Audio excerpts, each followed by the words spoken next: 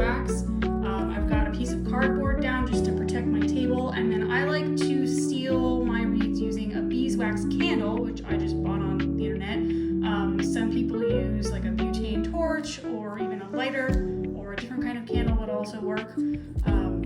But I like the beeswax candle because as the wax drips, if it falls down into the candle, it will eventually just get burned as the candle burns. So it kind of recycles the wax in that way. So the first thing we have to do is just cut off a few more little pieces of beeswax. So they're just pretty thin, small pieces because they have to be able to melt into the thread fairly easily. So you don't want them to be too thick. And I just cut off a few. We can always cut more as we go. So now let me take my blank, put it onto the mandrel, and I will say that there are probably more efficient ways to do this, but this is a way that I found that works for me. So if you have another way of wrapping reeds with thread and beeswax that you like that's different, please let me know. I would love to hear about it. So here we go. So I'm just going to take a little piece of wax and I'm just using my fingers to kind of press it onto the thread here, and I'm just going to go around. Oops, and sometimes you have to kind of mush the wax in your fingers a little bit to warm it up to make it a little bit more pliable, and just press it on. So we don't need to cover the entire surface of the thread with the wax because it will spread out as it melts. So I'm just doing, a few good chunks, and sometimes I'll do 2 coats so I can always go back in and put more on any areas that didn't get covered the first time around. So I'm just pressing it on. It should stay on there pretty easily.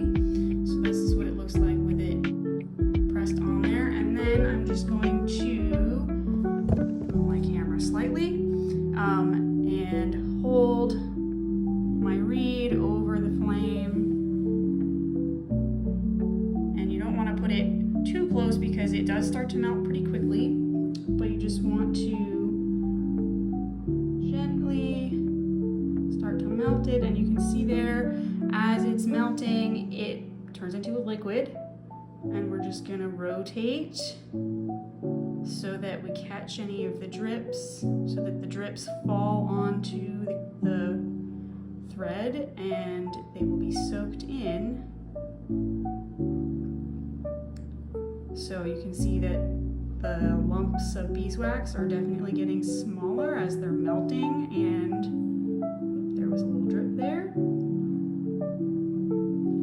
which is totally fine. And you can see now that it is all absorbed by the thread. See if the camera will focus. There we go.